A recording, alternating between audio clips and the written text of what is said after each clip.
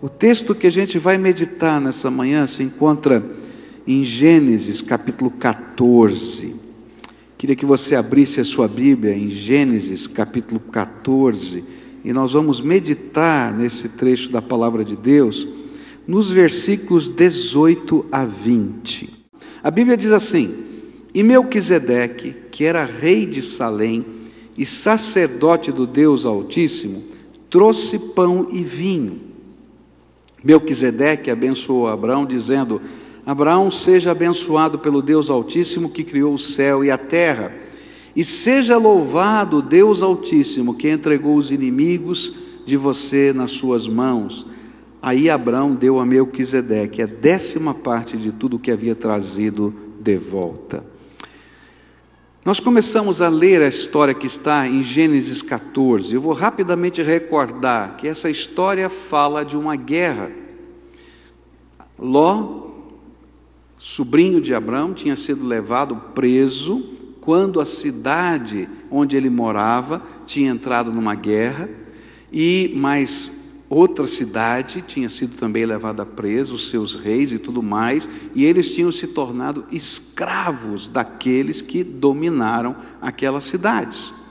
E Ló foi levado, só fugiu uma pessoa que conseguiu fugir, e interessante, ele não foi procurar os aliados, ele foi procurar Abraão, e lá disse a Abraão que o seu sobrinho também tinha sido levado preso.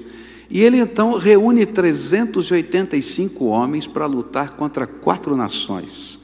E Deus então agrega outros líderes tribais que estavam ao redor ali, que moravam em tendas naquela região, e eles vão para salvar o sobrinho. Era costume daquela época pegar os despojos pertenciam ao vencedor, e ele não aceita os despojos, ele devolve tudo às famílias que tinham sido roubadas e manda-os de volta para suas casas. Mas no meio desta cena aparece uma figura enigmática chamada Melquisedeque. Ele aparece como o rei da cidade de Salém, que é uma das formas da palavra Shalom, que quer dizer paz, rei da paz, rei da cidade de paz. E Melquisedeque quer dizer rei da justiça. E ele aparece no meio disso, depois da vitória. Ele não participou dessa guerra e traz uma coisa muito singela. Lembra? Tem despojos de guerra. Ele traz pão e vinho. Parte o pão e dá para Abraão, dá o vinho para Abraão e diz para ele assim: o Senhor te abençoe, seja abençoado. E depois ele ainda vai dizer, o Senhor te abençoou, Abraão, dizendo: Abraão, seja abençoado pelo Deus Altíssimo que criou o céu e a terra, e seja louvado o Deus Altíssimo que entregou os inimigos de você nas suas mãos. E é interessante porque só tem isso, mas a reação de Abraão foi tremenda. Ele fica tão impactado pela presença do Senhor, e a Bíblia não fala como, nem porquê, nem de que jeito, mas ele separa a 10ª parte de tudo e consagra a Deus em gratidão e louvor. E nós olhamos para essa história sob 3 pontos de vista. O primeiro ponto de vista foi o de Ló. Como é que era essa guerra, essa coisa toda, para quem estava desse lado aqui com o prisioneiro? O que é que Deus tem para nos ensinar? Depois olhamos essa história do ponto de vista de Abraão. O que tem esse homem de Deus, de fé e tal, etc. Isso foi o que nós estudamos domingo passado. E hoje eu quero olhar para essa mesma história na perspectiva de Melquisedeque. E eu queria saber quais seriam os ensinos espirituais que Deus revelou nessa janela da história, na perspectiva de Melquisedeque. E a primeira coisa que nós precisamos entender é que Melquisedeque é um tipo de Jesus deixado por Deus nas páginas do Velho Testamento. E isso não é uma opinião minha. O próprio autor de Hebreus, no capítulo 5, 6 e 7, ele vai deixar claro que Melquisedeque é um tipo do Messias, que estava lá no Velho Testamento apontando para o futuro, que viria um Messias que teria algumas características que a gente pode olhar para Melquisedeque e aprender. No estudo da Bíblia, um tipo refere-se a uma pessoa, uma prática, uma cerimônia do Antigo Testamento que tem uma contrapartida, uma verdadeira figura no Novo Testamento. E quando a gente olha nessa perspectiva, a gente diz que a gente está usando um sistema chamado tipologia do Velho Testamento no Novo Testamento. Por exemplo, a gente conhece bem isso quando a gente fala, por exemplo, da serpente que Moisés levantou no meio do deserto, e todo mundo que era picado por aquela serpente olhava para a serpente de bronze que estava colocada numa haste, e Deus curava aquela pessoa.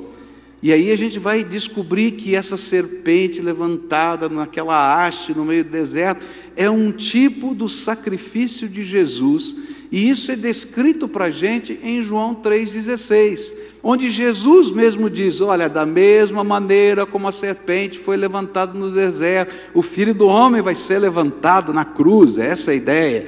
E todo aquele que olhar com fé para Ele, que colocar sua esperança nele, ele vai ser salvo. E a gente tem essa figura no Velho Testamento sendo apontada no Novo Testamento. Outra figura tipológica que a gente vai encontrar na Bíblia é o Cordeiro de Deus. Então, a pessoa pecava e ela sabia que o salário do pecado é a morte. E a gente fica pensando, mas que sacrifício esquisito, que o culto do Velho Testamento, cá entre nós, era estranho para chuchu. Porque você tinha que chegar lá, colocar a mão sobre a cabeça da ovelhinha. Imagina você no culto, vem aqui para adorar a Deus, bota a mão na cabeça da ovelhinha e diz: sou pecador. Aí vem o sacerdote e degola o bichinho, porque o salário do pecado é a morte. E ele morre por você, simbolicamente ele está morrendo por você, né? E aquele animal era queimado completamente. E aí então vem João Batista e diz assim: Jesus é o Cordeiro de Deus que tira o pecado do mundo. Está entendendo? Isso se chama tipologia. E quando a gente estuda Melquisedeque, a gente vai descobrir que Melquisedeque não é igual a Jesus, tá? No entanto, há algumas coisas nessa figura enigmática do Velho Testamento que tipificam Jesus, a sua obra, de várias maneiras diferentes. É interessante que, porque ele é uma figura enigmática, não é? Que a gente não tem muita coisa a respeito dele, só existem 4 textos da Bíblia que falam sobre Melquisedeque, algumas pessoas têm interpretações diferentes, tanto no judaísmo quanto dentro do cristianismo a respeito de Melquisedeque. Alguns acreditam que Melquisedeque era um anjo que tomou forma humana por um tempo durante o tempo de Abraão. Mas eu tenho dificuldade de crer nisso, porque o sacerdócio, e ele era sacerdote, nunca foi exercido, nem pode ser exercido por um anjo. A Bíblia diz que tem que ser um homem que exerça o sacerdócio. Isso está em Hebreus 5:1. Cada grande sacerdote é escolhido entre os homens e nomeado para servir a Deus em favor do povo, apresentando a Deus ofertas e sacrifícios pelos pecados. Outros sugerem que ele é, na verdade, o próprio Jesus que assumiu uma forma pré-encarnada durante o tempo de Abraão. Mas a Bíblia vai dizer, e isso a gente tem que olhar um pouquinho na língua grega para poder entender, que Melquisedeque é descrito como sendo feito semelhante.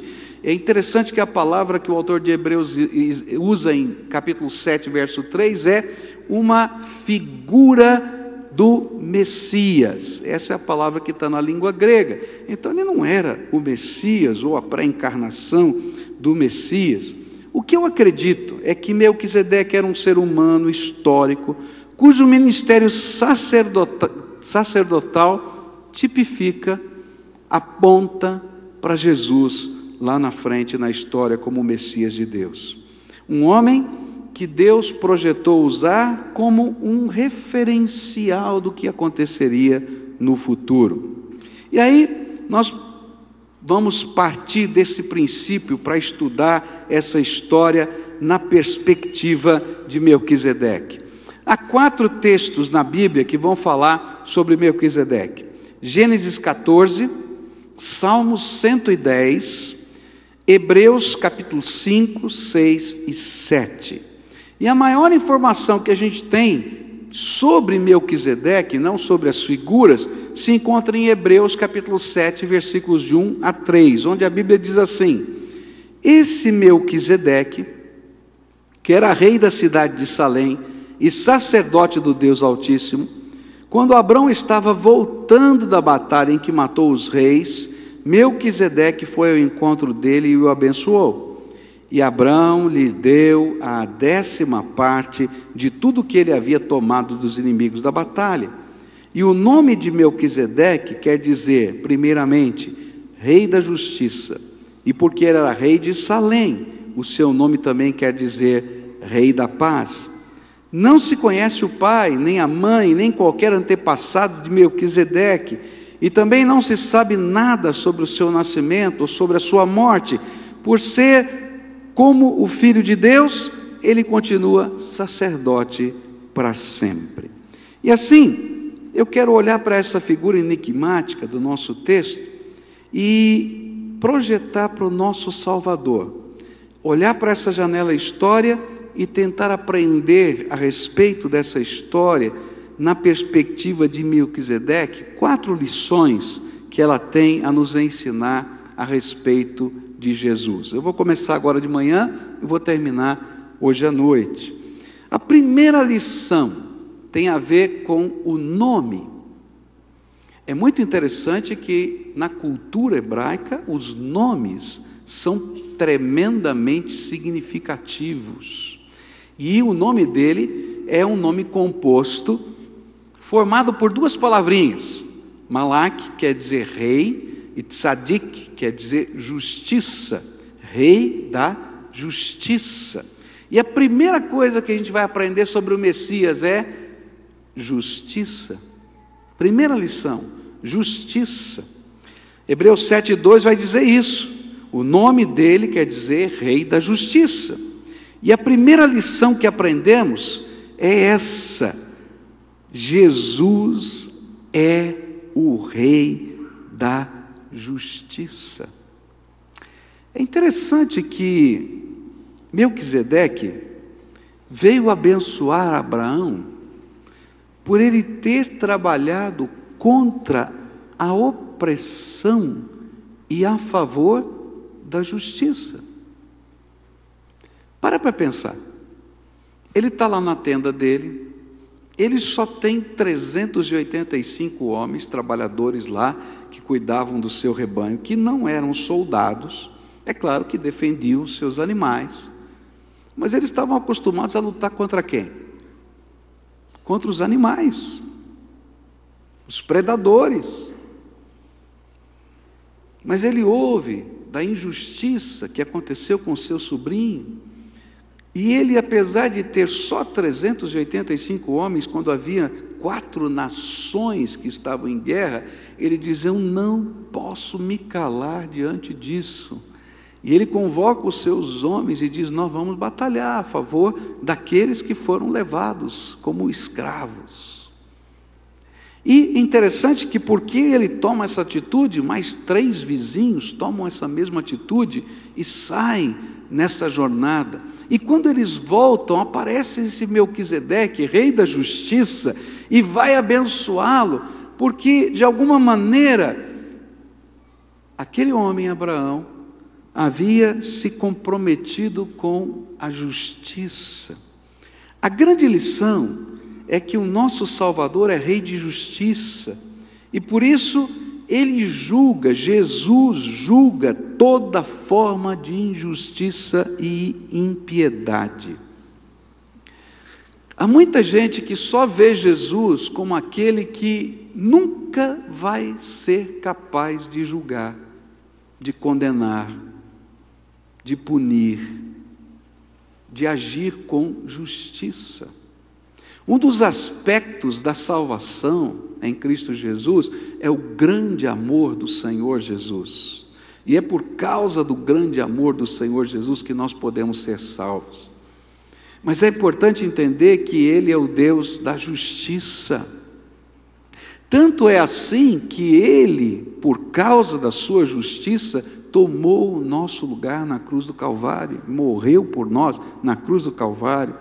Mas uma coisa que nós nos esquecemos, muitas pessoas se esquecem, é que quando Ele voltar pela segunda vez, Ele não voltará mais como o Salvador, mas Ele vai voltar para julgar vivos e mortos, inclusive os anjos que caíram. E Ele vai cumprir toda a justiça de Deus. É muito interessante que lá nos livros apocalípticos do Velho Testamento, livros chamados apócrifos, muitos desses encontrados lá em Qumran, naquelas cavernas do Mar Morto, eles já falavam de um Messias da ordem de Melquisedeque, que julgaria tanto os homens como os anjos caídos. Já havia esse entendimento lá no passado, no coração das pessoas. E quando a gente lê o livro do Apocalipse na nossa Bíblia, olha só como Jesus é descrito na sua segunda vinda. Abra aí a sua Bíblia em Apocalipse capítulo 19, a partir do verso 11, onde diz assim: em seguida, vi o céu aberto, e apareceu um cavalo branco, e o seu cavaleiro se chama Fiel e Verdadeiro, e ele julga e combate com justiça. Os seus olhos eram como chamas de fogo, e ele tinha muitas coroas na cabeça, e estava escrito nele um nome que ninguém conhece a não ser ele mesmo. E a sua capa estava encharcada de sangue, e ele se chama a Palavra de Deus, ou o Verbo Divino. Você já viu isso em algum lugar da Bíblia? Evangelho de João, capítulo 1, fala que Jesus é o Verbo que se fez carne. Os exércitos do céu o seguiam, montados em cavalos brancos e vestidos de linho branco e puro, e da sua boca saiu uma espada afiada, com a qual ele vencerá as nações. Ele as governará com uma barra de ferro e pisará as nuvens no tanque do furor da ira do Deus Todo-Poderoso. E na capa e na perna dele estava escrito este nome: Rei dos Reis e Senhor dos Senhores.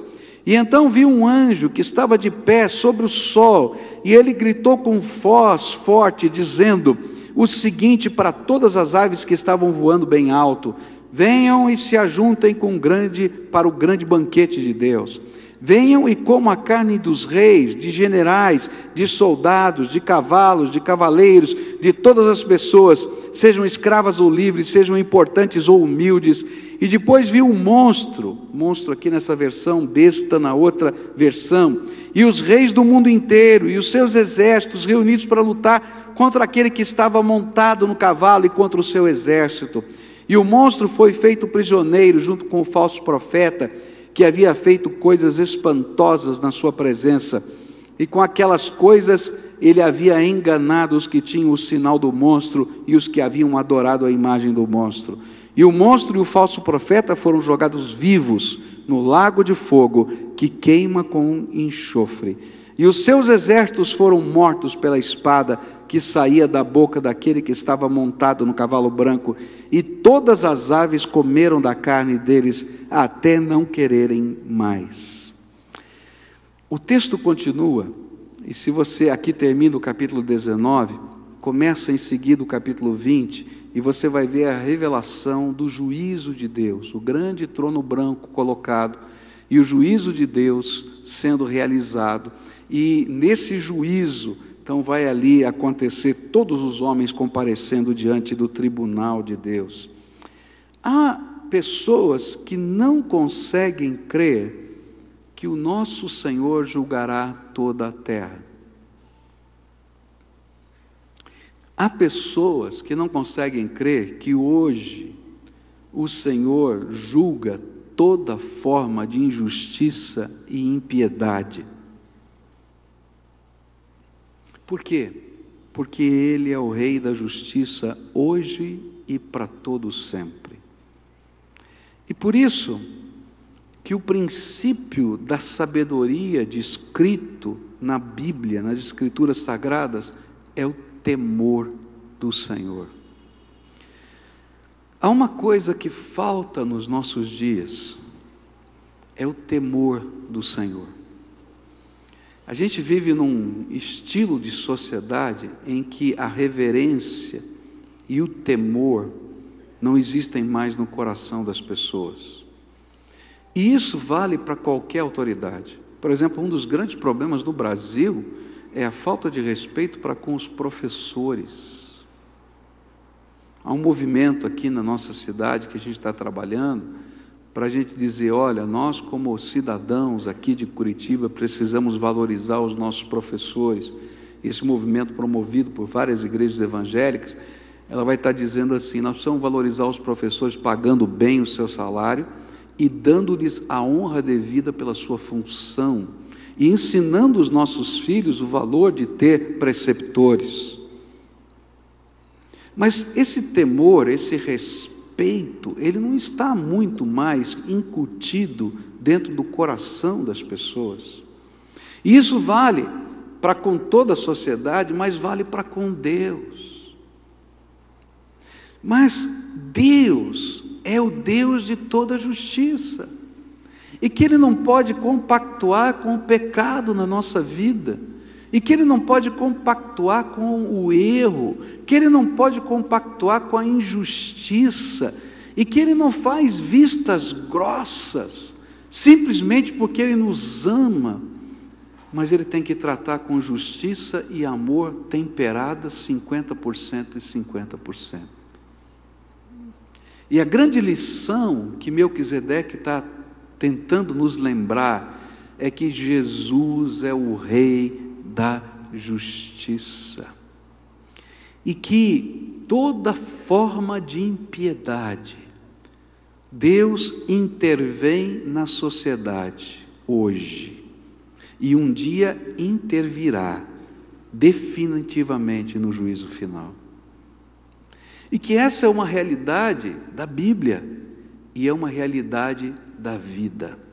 Se você começar a olhar a história, você vai descobrir na história que grandes impérios faliram.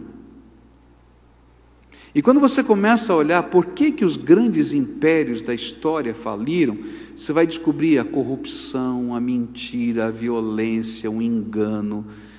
E quando chega num limite da paciência de Deus, Deus que é o Deus da justiça, julga essa terra. Ele não julga definitivamente, porque isso vai acontecer no juízo final, mas Ele intervém e diz assim, se eu não colocar um limite agora, isso fica impossível de viver nessa terra. E então Ele destrói esses grandes impérios. Ele abala as estruturas, de tal maneira que a gente possa entender que Ele é o Deus da justiça. E isso se torna um tipo e um referencial de que lá no futuro, um dia, Deus julgará toda a terra. Tem muita gente que não crê que vai existir um inferno literal. Algumas pessoas dizem assim, não, o inferno é aqui agora, a gente já está sofrendo. Não, queridos, a palavra de Deus nos ensina que vai haver um dia de juízo, e nesse dia de juízo, Jesus, o Salvador, vai estar sentado no trono e vai ser o justo juiz. E naquele dia, Ele vai julgar primeiro os anjos caídos. Ele vai começar por Satanás e todos os seus demônios, e vai colocar fim em toda a obra do maligno, porque Ele é Deus de justiça. E você sabe por que Ele ainda não colocou fim em toda a obra do maligno? Essa sempre foi uma dúvida no meu coração. Eu dizia, Deus, é tão fácil, dá um fim logo no diabo, acaba com tudo, resolve de uma vez. E eu ficava brigando com Deus, Deus, não entendo, dá um fim logo, mata tudo, resolve, acabou. Aí um dia Deus tocou profundamente o meu coração e falou assim, eu sou Deus de justiça, Eu não posso julgar um e deixar de julgar o outro. No dia que eu julgar Satanás e os seus demônios, eu tenho que julgar todos os homens. E acabou a oportunidade de salvação. E aí eu vi quanto Deus me ama, porque Deus teve que aguentar Satanás passeando até no céu, como está lá em Jó capítulo 1, e ainda tirando satisfações, está lá, lê lá em Jó capítulo 1, até que Jesus morresse e ressuscitasse. E quando Jesus morreu e ressuscitou, lá no capítulo 11 de Apocalipse, Satanás é expulso das regiões celestes, lançado aqui na terra, até que o tempo da graça termine, até que o tempo da proclamação do Evangelho termine, até que você e eu possamos ouvir e crer na salvação, e tenhamos oportunidade para isso. E aí então vai chegar o fim, e Deus vai julgar vivos e mortos, e vai julgar Satanás e os seus demônios. E existe sim um inferno literal. Se você ler capítulo 19, capítulo 20 do livro do Apocalipse, você vai ver a descrição clara desse inferno literal.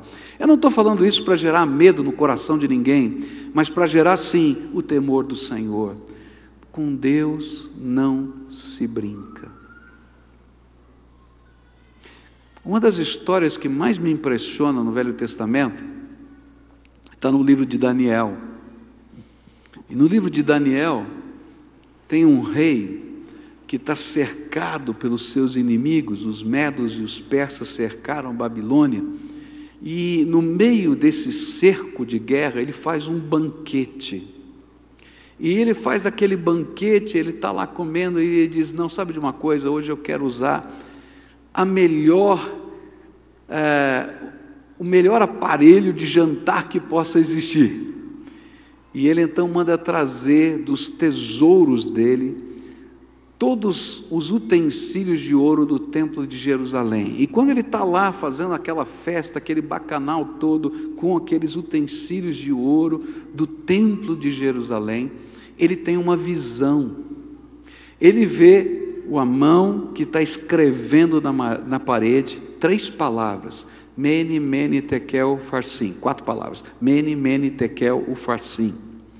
E ele não entende aquilo, mas ele tem aquela visão e ele treme, ele se desconcerta, é algo horrível. E então alguém diz para ele: tem alguém aqui que pode interpretar essas palavras? E ele traz Daniel, já velhinho. E Daniel pode ler as palavras na parede. E ele então começa a profetizar, né? Diz que você foi pesado na balança, achado em falta, e o seu reino foi tirado das suas mãos. O que aquele texto me diz é que Deus é justiça. E um dia todos nós vamos prestar contas diante de Deus. E mais, na justiça de Deus, os seus pontos positivos e os seus pontos negativos nunca chegam a zero. Sabe por quê? Porque o pecado é uma mácula que você não consegue apagar da tua vida. Quem pode voltar no passado para resolver o que fez de errado? Tem jeito? Eu me lembro quando lá no seminário a gente evangelizava nos presídios, e uma pessoa que tinha assassinado alguém dizia: não tem jeito para mim, porque eu não posso restituir a vida de quem eu tirei. Como é que eu posso ter jeito para mim? Havia uma consciência naquele homem de pecado. Por isso é que Jesus toma o nosso lugar na cruz do Calvário e nos perdoa de todo o pecado, porque Ele morre no nosso lugar na cruz do Calvário, Ele desce ao Hades, aquele lugar que a gente chama de inferno, por nossa causa, Ele ressuscita com as chaves da morte e do inferno, para que todo aquele que nele crê não pereça. Agora, se Ele chega depois de tudo isso e te oferece a graça, para você aprender a viver com Ele, essa vida, não mais do teu jeito, mas do jeito dele, e você diz: não, eu não quero. A Bíblia diz que você pisa em cima de tudo quanto Jesus já fez para você, e não há mais esperança, a não ser a terrível sensação de que vamos enfrentar o juízo de Deus. Tem muitos crentes aqui, e tem muitos crentes que vivem uma vida cristã, eu não sei nem que marca que é. Eu vou chamar de marca barbante, né? Que não vale nada. Sabe aquele barbante ruim que você puxa assim, ele já quebra? Né? Não presta. Vem aqui, adora a Deus, levanta as mãos, chora, mas a vida está suja. Tua palavra não vale nada. Tua família está em frangalhos. E sabe por quê? Porque muitos de nós não temos o temor do Senhor, de que vamos responder a Deus pela nossa injustiça. Há um Deus que perdoa, sim, Ele perdoa, mas o perdão do Senhor não é uma coisa barata, custou caríssimo, é isso que diz 1 Pedro, custou o sangue de Jesus que foi vertido na cruz do Calvário. E a gente às vezes banaliza o perdão de Deus. O perdão de Deus é uma oportunidade para reconstruir a vida sobre novas bases, e não para manter a vida do mesmo jeito, confuso, enrolado, quebrado. Não, é para começar de novo agora sobre uma nova visão, sobre uma nova ordem, um novo princípio, que é a graça do Deus vivo, agora nos seus valores. Eu não quero dizer que nós vamos ser perfeitos, não, mas o pecado tem que ser um acidente na minha vida e na tua vida, e não um modo de vida. A primeira coisa que Melquisedeque me ensina é que Ele é o Rei, Jesus é o Rei da justiça. E eu não posso viver a justiça, nem compactuar com a injustiça. Está entendendo? Eu não consigo viver a injustiça na minha vida, nem compactuar com ela. Eu não posso dizer que é bom o que é mal. Eu não posso dizer que tanto faz. Eu tenho que tomar posições por causa do temor do Senhor na nossa vida. Nessas últimas semanas, eu tenho ficado muito incomodado, eu queria desafiar você para orar por isso junto comigo. Eu tenho orado pelo Brasil. Eu amo essa nação. Mas Deus tem apertado o meu coração, porque dias difíceis virão sobre a nossa nação. Eu não posso dizer, eu só tenho essa sensação dentro da minha alma. Eu oro, vem essa sensação. E eu começo a interceder mais pelo meu país. Porque Deus não pode abençoar a injustiça, o pecado, a imoralidade, o desmando, a corrupção, de coisas até publicadas e julgadas que fazem de conta que não aconteceram. Não dá. Deus olha lá de cima e diz: esse povo está brincando. Eu tenho orado, pedido assim: Senhor, tenha misericórdia na nossa terra e manda sobre esse país um grande avivamento, um avivamento de arrependimento, confissão de pecados e mudança de vida. E queridos, eu quero dizer uma coisa que está na Bíblia: toda vez que Deus começa a fazer algo assim, Ele começa pela sua casa. Sabe onde Deus vai começar a apertar? Vai ser aqui, na casa dEle, na vida daqueles que professam o nome do Senhor. Porque antes dEle julgar lá fora, Ele tem que julgar a nossa vida, seus filhos. E a Bíblia diz que Ele vai disciplinar, porque Ele disciplina aqueles a quem Ele ama. Nessa manhã eu vim aqui com o meu coração pesado. Não é dos sermões que eu mais gosto de pregar. Eu tenho que falar isso para você. O meu jeito de ser, eu gosto de falar do amor, da graça, do poder, da salvação, da transformação, da esperança. É o meu jeito, eu gosto, eu vibro com essas coisas. Mas o Espírito de Deus tem me constrangido há mais de 2 semanas para falar exatamente isso que eu falei para você. Jesus é o Rei da Justiça. E que se a gente quer começar alguma coisa que tenha efeito nessa sociedade, na nossa casa, entre os nossos filhos, primeiro tem que começar na nossa vida. Onde a gente tem que reconhecer que há coisas na nossa vida que Deus detesta. E que não está tudo bem.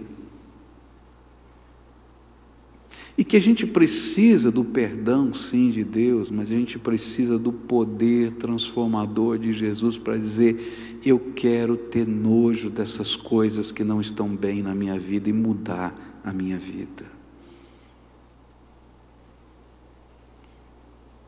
Tem muita coisa acontecendo no nosso dia a dia de frouxidão. E que Deus não pode compactuar. E Ele vai dizer: filho, não posso abençoar, porque a tua mão está suja, tua vida está suja, tem que haver mudança. Você tem que guardar os teus olhos, guardar o teu coração, guardar as tuas mãos, guardar as tuas palavras, as palavras que saem da tua boca, a tua postura, porque eu te ungi para ser santo para mim. E quando falta o temor do Senhor na nossa vida, Deus manifesta o seu poder, disciplinando para que a gente entenda que Ele é o Deus da justiça. E nessa manhã eu queria convidar você a olhar para o teu coração. Por que Deus te trouxe aqui hoje? Eu nunca vi essa igreja tão cheia. E eu fiquei pensando assim: Senhor, é o sermão que eu trouxe para hoje, é esse mesmo? Você está entendendo? Eu nunca vi ninguém sentado no chão como está sentado aqui hoje. Deus está nesse negócio. Por que Ele te trouxe hoje aqui, para ouvir esse sermão? É porque talvez Ele queira tratar algumas coisas que estão na tua vida e no teu coração há muito tempo. E que vai precisar você entender quem é Ele. É Deus. Ele é Deus que te ama, Ele é Deus que cuida de você, Ele é Deus que se importa, Ele é Deus que quer intervir, Ele é Deus que já fez milagres na tua vida, eu não tenho dúvida disso, mas Ele é santo. E a Bíblia diz para a gente: sede santos porque eu sou santo. A Bíblia diz que sem essa santificação ninguém verá a Deus. É só a Bíblia que diz isso. Isso representa que a gente tem que acertar a nossa vida. Não está bem do jeito que está. E essa reforma, essa transformação tem que começar dentro da nossa casa. E se há pessoas que ainda não se arrependeram dos seus pecados e nunca entregaram a sua vida a Jesus, porque precisam de um Salvador, precisam fazer hoje. Porque um dia, todos nós vamos passar naquele tribunal. E a única maneira, não tem outra maneira de ser aprovado naquele tribunal, é quando o nosso nome está escrito num outro livro, que não é o livro dos nossos atos. Esse livro vai ser aberto. Mas quando o nosso nome está escrito no livro da vida.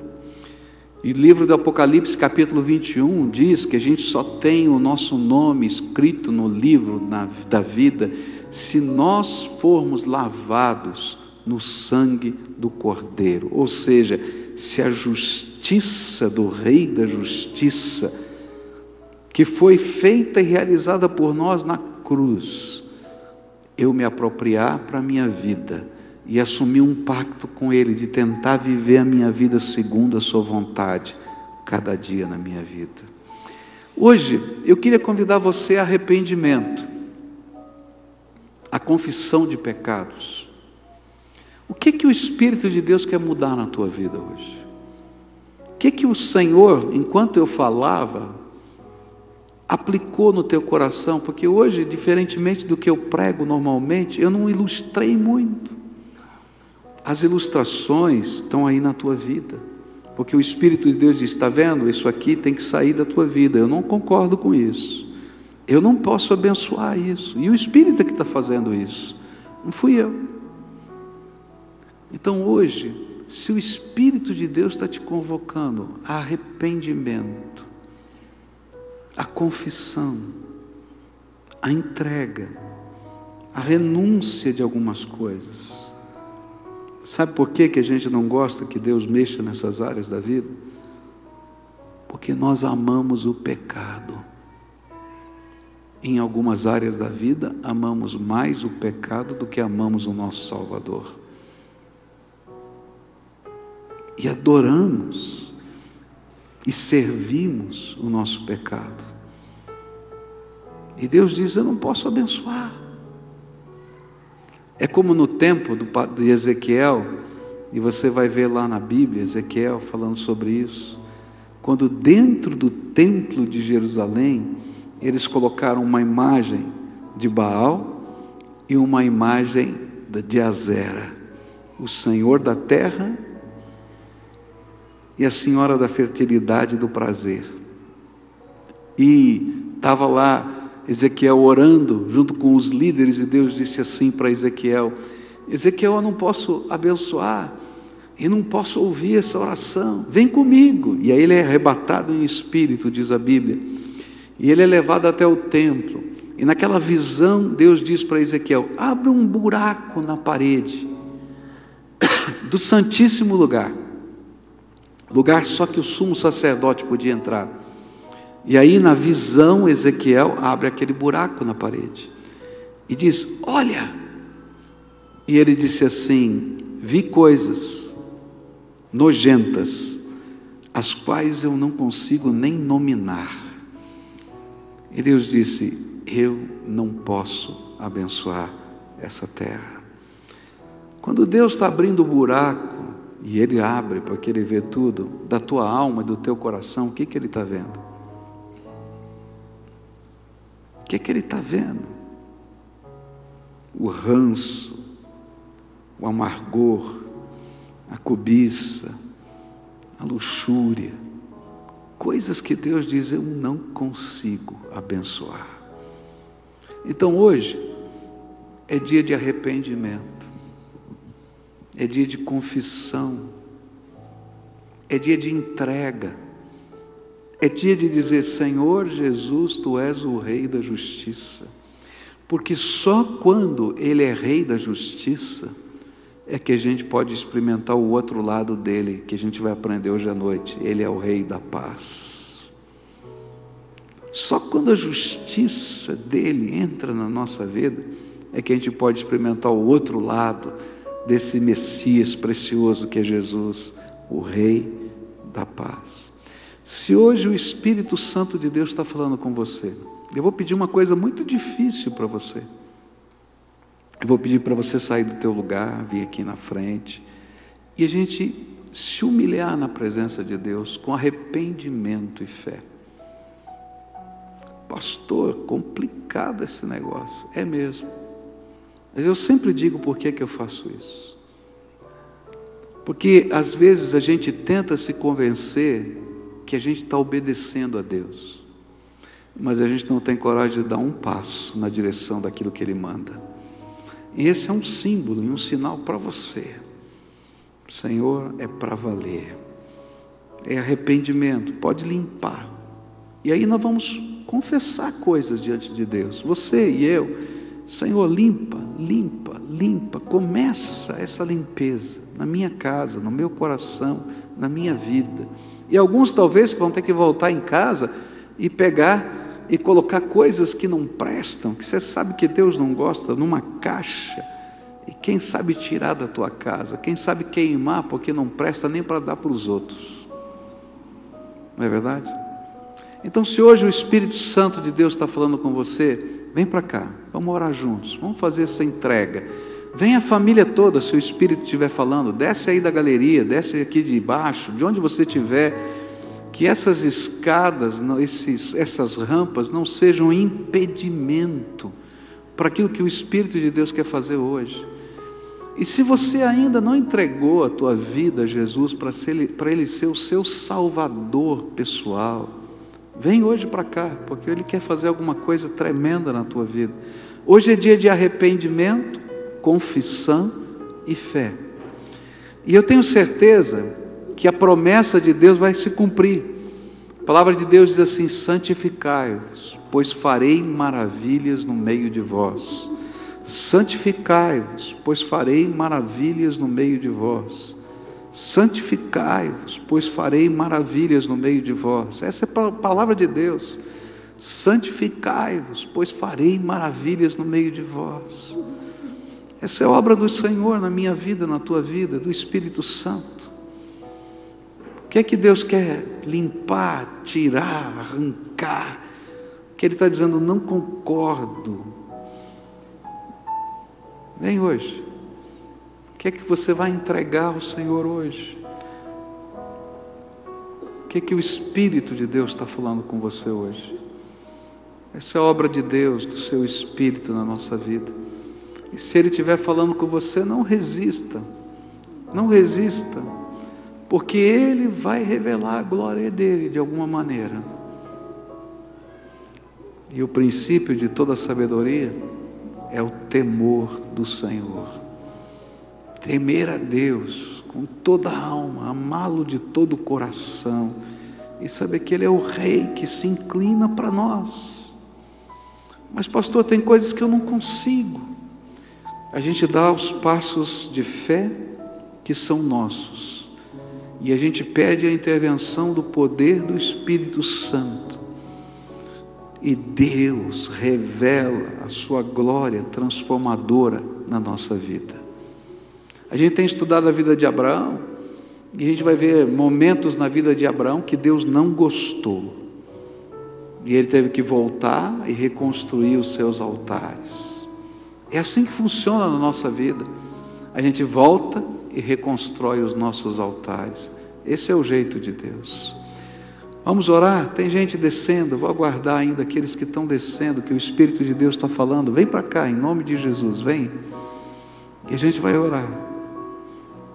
Normalmente eu convido pessoas para orarem, mas tem muita gente aqui, eu não vou conseguir fazer isso agora. Então, eu vou explicar o que você vai fazer.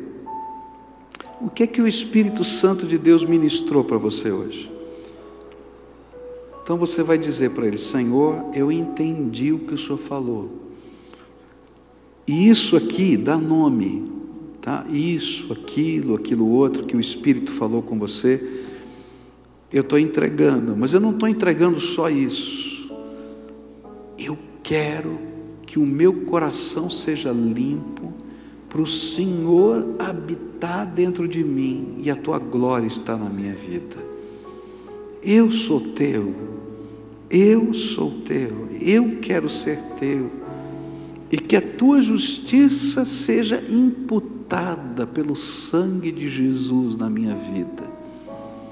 Perdão, Senhor, lava-me, mas transforma-me. Eu não quero continuar a mesma pessoa, eu preciso do poder do Teu Espírito.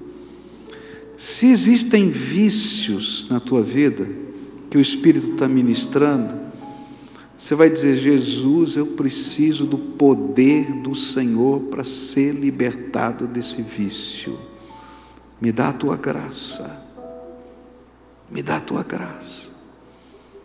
E depois eu vou te explicar como é que você lida. Você vai ter que ter um companheiro que vai te acompanhar nesse processo, vai orar com você, vai checar a tua vida. Mas eu vou te explicar depois. Senhor Jesus, aqui estão os Teus filhinhos amados. Eu não saberia dizer o nome de cada um deles, mas a Tua palavra me diz, e eu creio nela, que o Senhor não apenas sabe o nome das pessoas, mas sabe até quantos fios de cabelo eles têm na cabeça. Eu sei o quanto o Senhor ama, e sei quantas vezes o Senhor já deu oportunidades, mas hoje o Senhor mandou dizer que o tempo dessas oportunidades sem consequência acabaram, e que o Senhor vai pesar a mão E esses que estão aqui estão vindo porque o temor do Senhor está no coração deles. E eles estão te pedindo: Senhor, vem, por favor, perdoa, transforma. Senhor, restaura. Mas, Senhor, me ajuda a consertar, a viver segundo os valores do Teu nome. Senhor Jesus, tem famílias inteiras aqui, eu não sei, Senhor, quais são as lutas dessas famílias, mas eu quero te pedir que o Senhor comece um momento novo nessas casas, o momento da Tua graça transformadora, porque o Rei da Justiça, quando a justiça se impõe, Ele é o Rei da paz.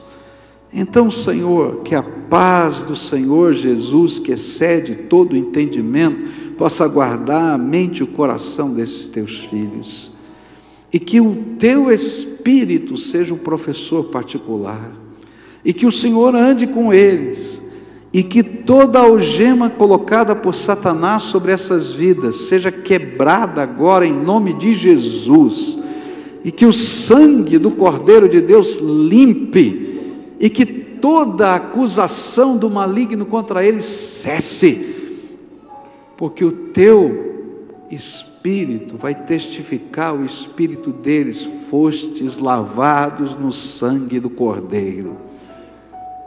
Bendito sois por causa de Jesus, o Rei da Justiça e da Paz. Fica com esses Teus filhos, é aquilo que eu oro em nome de Jesus. Amém.